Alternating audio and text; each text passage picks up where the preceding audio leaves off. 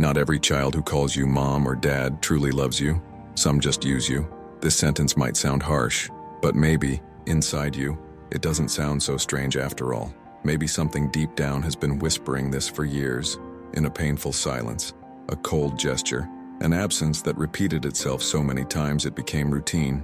Maybe you did everything you could, and even so, he or she never saw it, never acknowledged it, never gave anything back. Today we're going to talk about this, gently, respectfully, with the calm this pain deserves. This video is for you, who grew older, trying to be a good father, a good mother, and who, even so, now finds yourself wondering if you failed, who carries a guilt you can't explain, who asks yourself what you did so wrong to deserve such contempt, such coldness, such manipulation disguised as affection. Today we will expose, clearly but not violently, the silent yet devastating tactics narcissistic children use to emotionally destroy their elderly parents. We'll talk about how false affection can become a trap, how guilt is planted like an invisible disease, how silence turns into punishment, and most importantly, how you can begin to protect yourself, not with confrontation, but with clarity, not with anger, but with dignity. This is not a video to attack your children. It's a video for you to find yourself again, for you to realize that what you feel has a name, that what you lived through has an explanation, and that even after everything, there is still a way to rebuild your inner peace. Maybe today you are tired. Maybe you think it's too late. But believe this, as long as there is awareness, there is still freedom. As long as there is clarity, there is still strength. And as long as there is love for yourself, even if hidden, suffocated, nearly extinguished, there is still a path. Let's walk it together, gently, truthfully, respectfully. You deserve this. It may seem strange to think that a gesture of affection, coming from your own child, could turn into a form of control. But many elderly mothers and fathers live exactly that. They receive a hug, an "I love you," an unexpected act of help, and soon after, they realize that affection came with a price. An emotional price, silent, but very high. That's how the trap begins. The child who for days or weeks barely spoke to you, suddenly shows up with a gesture of attention, calls you old man, my queen, says they miss you, and for a moment, your heart warms up. You believe it. You want to believe it. But then, soon after, comes the pressure. I treat you well, and you're still being difficult.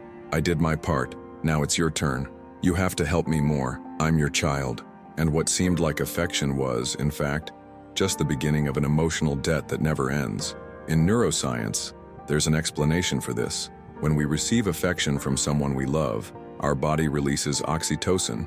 It's the bonding hormone. It makes us feel trust, belonging, even emotional pleasure. But when this affection is intermittent, alternating with coldness and contempt, the brain becomes confused.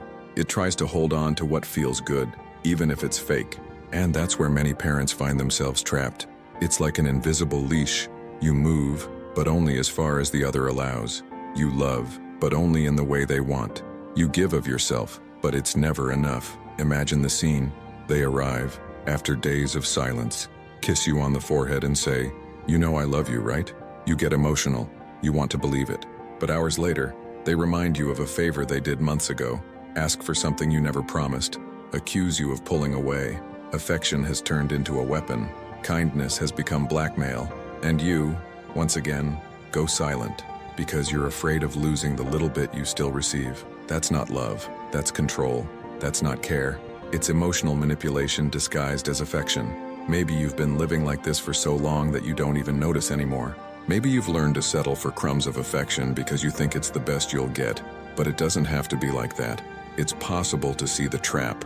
It's possible to understand the pattern, and little by little, start stepping out of it. Not with anger, but with awareness. Because real love doesn't demand suffering as proof, doesn't use guilt as a price. Real love is free, and it sets you free. There is a kind of guilt that doesn't come from a real mistake, but from emotional distortion. A guilt that eats away inside, even when there's no reason to feel it.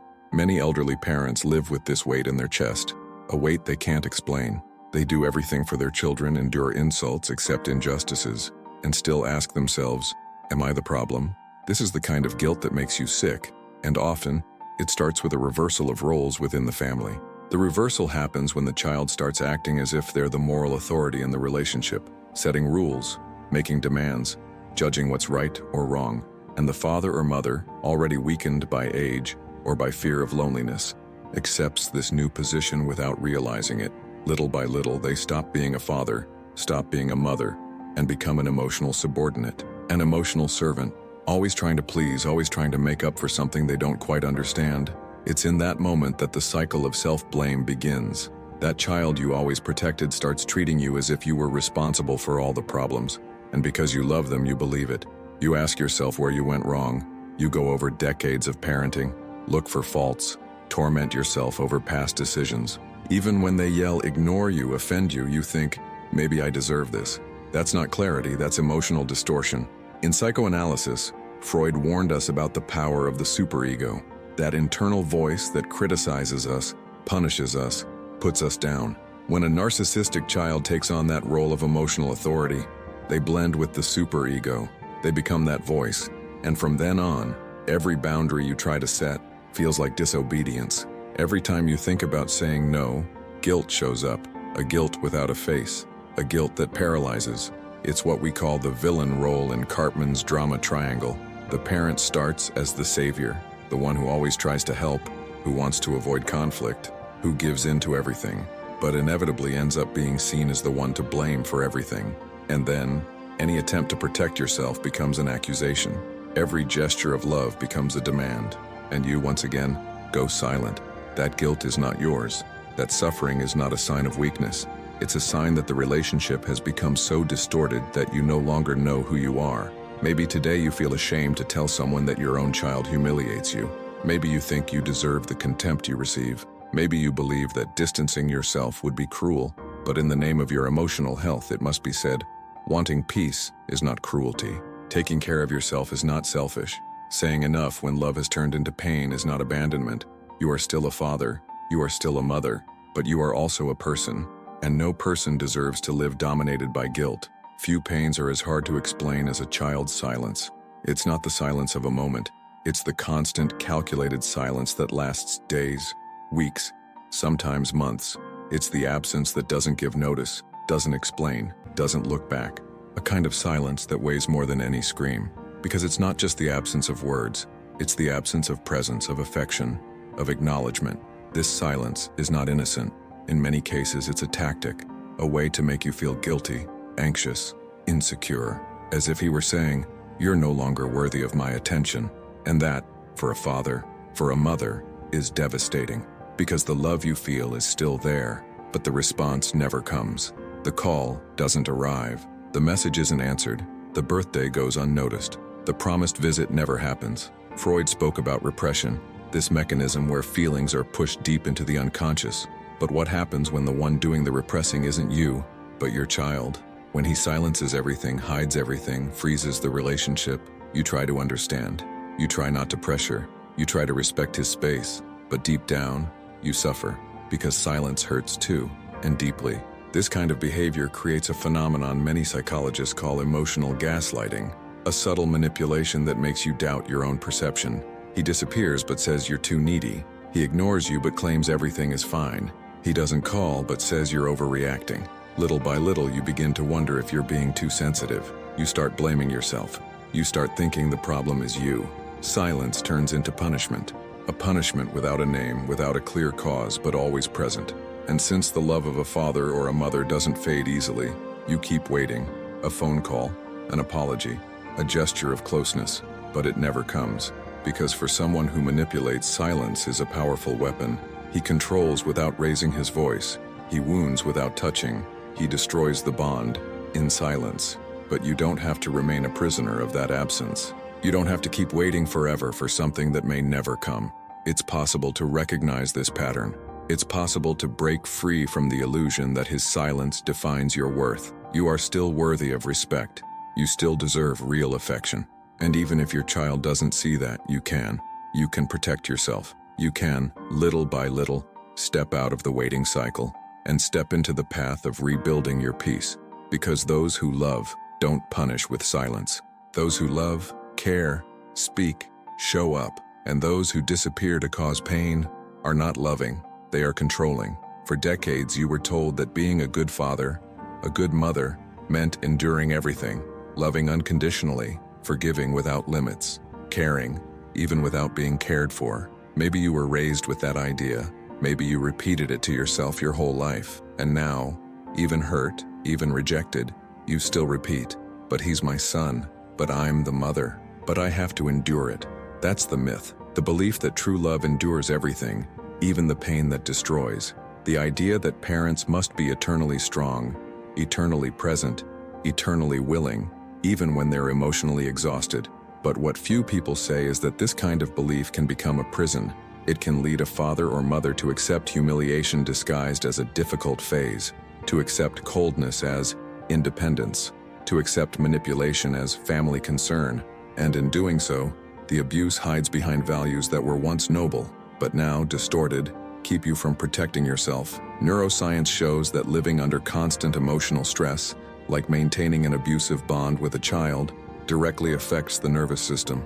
The body gets sick, sleep disappears, the mind enters permanent alert. It's like trying to walk while holding your heart in your hands, always afraid to step in the wrong place. And still, many parents persist, out of fear of being seen as bad, as ungrateful, as selfish. But protecting yourself is not selfishness.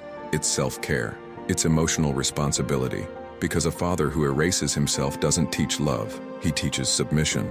A mother who tolerates disrespect doesn't preserve the bond. She preserves the cycle of abuse. This myth needs to be deconstructed. We need to understand that love is not accepting everything. It's also knowing how to say no. It's also knowing when to step away. It's also having the courage to say, I gave everything I could, but now I need to give something to myself too.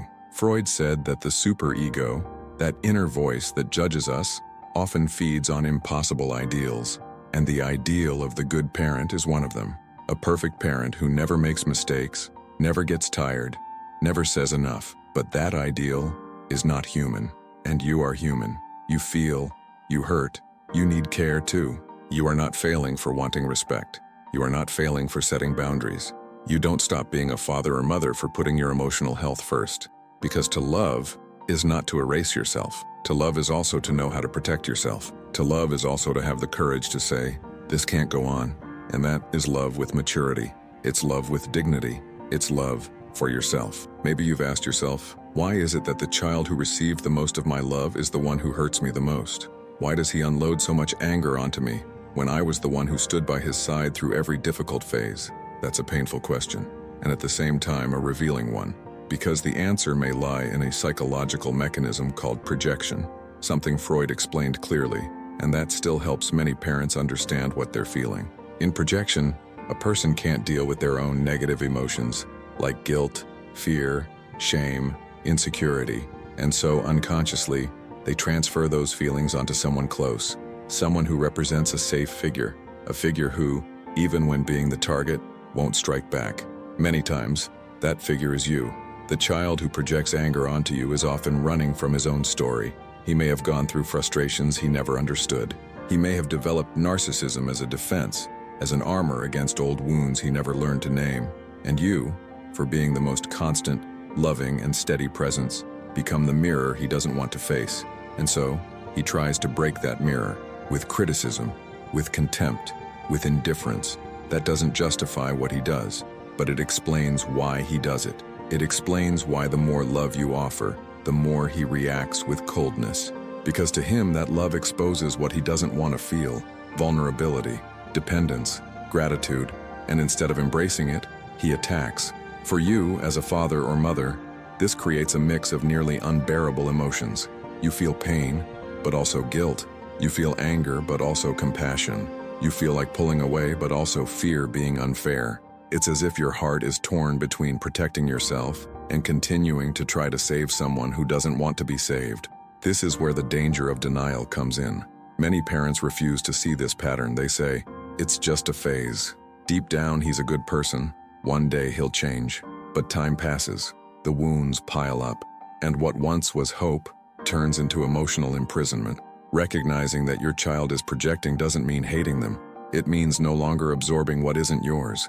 It means looking at their harsh words and thinking, this isn't about me. It's about something he hasn't dealt with inside himself yet. And from that moment on, you begin to set yourself free. You can love and still set boundaries. You can understand and still say, I won't accept this anymore. You can keep being a father, a mother, and still protect yourself, because true love is not passive. It has awareness, it has strength, and it knows how to walk away when staying only brings pain. You are not responsible for the anger your child carries, but you can choose not to be the place where it lands. You can choose for your peace. Not all manipulation comes in the form of shouting. Often it comes disguised as concern, as affection, as advice. These are seemingly harmless words, but they carry judgment, guilt, and hidden demands. Phrases that leave a lump in your throat, that make you question yourself, even when you know you've done nothing wrong. And it's in this confusing space that the narcissistic child operates masterfully. Let's look at 3 phrases that on the surface seem simple, but hide deep patterns of emotional manipulation. And more than that, let's reflect together on what to say, not to confront, but to protect yourself with strength and dignity. Phrase 1. You're only like this because you're weak. This phrase cuts deep. It devalues your pain. It turns suffering into a flaw. And often, it comes after a moment when you tried to express something, a sadness, a sense of exhaustion, a frustration. What it really means is, stop feeling, because your feelings make them uncomfortable. Because the child who manipulates doesn't want to deal with your humanity. They want you to function as always, silent, available, strong. But you don't have to accept that guilt. A healthy emotional response might be, I'm not weak, I'm in pain. And pain is not weakness. It's a sign that something isn't right. That sentence puts the responsibility back where it belongs, and it reaffirms your dignity. Phrase 2. After everything I do for you, this is how you treat me. This one's a classic. It comes loaded with pressure disguised as generosity. The child does something, often minimal, or simply part of their responsibilities, and then demands an emotional payback far out of proportion, as if you were constantly in debt. This phrase hides the idea that you don't have the right to speak up, that you can't say no, that in exchange for small favors, you must give up your sense of self. A firm and loving response would be, I appreciate what you do, but love is not a transaction, and respect shouldn't depend on favors. That phrase breaks the emotional blackmail cycle without creating a confrontation. It repositions the relationship in a mature place. Phrase 3. You're pushing me away with this behavior. This phrase, at first glance, sounds like constructive criticism, but in reality, it's a subtle threat. It tries to make you feel guilty for something you likely did to protect yourself, like setting a boundary, speaking a truth, or taking care of your emotional well-being. The intent is to flip the blame for the distance, as if you were the one causing the rupture, when in fact you may just be trying to survive emotionally. A possible response: I never wanted distance. What pushes me away is being treated with contempt. My boundary isn't rejection, it's self-care. That response brings clarity and breaks the reversal pattern. These phrases are more than just words. They are symptoms of a relationship that needs to be re-examined, and each time you identify, name, and respond with awareness, you take a step toward your emotional freedom. You don't need to yell, you don't need to confront, you just need to listen to yourself. Name what you feel, and respond with clarity, because those who protect themselves with love are also teaching what true love really is. Mrs. Yvonne is 79 years old. She has always been a calm woman, devoted to her family, the kind who would serve her son's plate before her own. Widowed early, she raised 2 children practically on her own. One of them, the eldest, became distant, cold, demanding. He didn't yell, but every gesture was a reminder that she had to prove herself. She had to please him, even without knowing exactly what he wanted. For years, Mrs. Yvonne lived trying not to be a bother. She made a point of never asking for help, never complaining. She accepted empty visits, long silences, cold phone calls, and still, she carried guilt. She asked herself where she had gone wrong. She told herself, it's just the way he is. Until one day, on an ordinary afternoon, she heard from her own son, you're always exaggerating, always playing the victim. And in that moment, something inside her broke, but also, something inside her woke up. She spent the following days in silence, not a silence of submission, but of reflection. She reread old letters, remembered all the times she kept quiet to keep the peace, and for the first time she understood that the bond needed to change, not end, but change, because love is not a one-way street. Mrs. Yvonne didn't cut ties, but she stopped insisting. She stopped explaining herself. She stopped anticipating her son's needs as if it were her only purpose in life. She began making small choices for herself. She started going back to the neighborhood book club. She began visiting a friend from her youth. She went back to caring for her plants, the ones she always loved, but had neglected because she no longer had time. When her son called, she answered politely, but not out of guilt. When he criticized, she listened, but didn't absorb it. And little by little, the energy in the relationship changed. She didn't demand anything, but she didn't beg either. She didn't yell, but she didn't erase herself. She repositioned herself. Today, Mrs. Ivone says calmly, "I still love him, but now I love myself too." She didn't build walls, she built boundaries, and that made all the difference. This story is real, and it can be yours too, because dignity doesn't depend on age, and emotional transformation doesn't require a dramatic break. It requires conscious presence, and presence begins with a decision. I will no longer lose myself trying to be accepted. I will start finding myself again. You don't need to wait for a rupture to respect yourself. You can, like Mrs. Ivone, build a new way of existing within the same relationship, with less pressure, with more clarity, with peace, and above all, with self-love. We've come to the end of this conversation, and maybe right now you're feeling something hard to name, a tightness in the chest, a mix of pain, relief, and truth, because talking about this hurts, but staying silent about it hurts even more. You are not alone. Many mothers, many fathers are living exactly what you're living, but in silence. They feel ashamed to admit their own child mistreats them. They're afraid of seeming ungrateful. They feel guilty even for thinking about protecting themselves. But today, maybe, something begins to change. Not with anger, not with rupture, but with awareness. You're not abandoning your child by taking care of yourself. You are, for the first time in a long time, choosing to survive with dignity. Because no one was born to be an emotional hostage to anyone, not even to a child. And if that child today doesn't recognize your worth, that doesn't erase everything you were, everything you gave, everything you still are. Maybe it's time to stop chasing after someone who always turns their back, to stop waiting for acknowledgement where there's only demand, to look at yourself with the same love you always gave to others.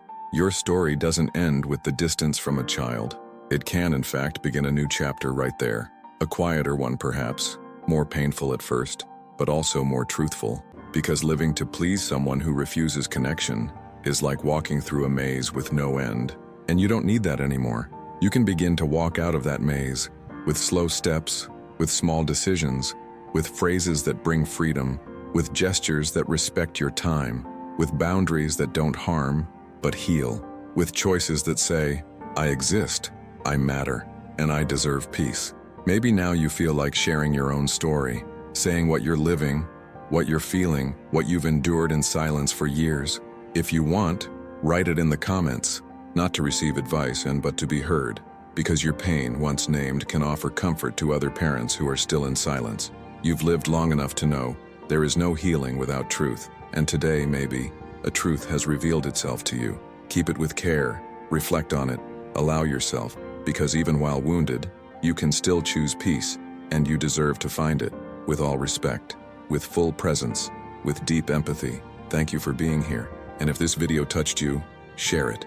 It may be the emotional compass another heart needed.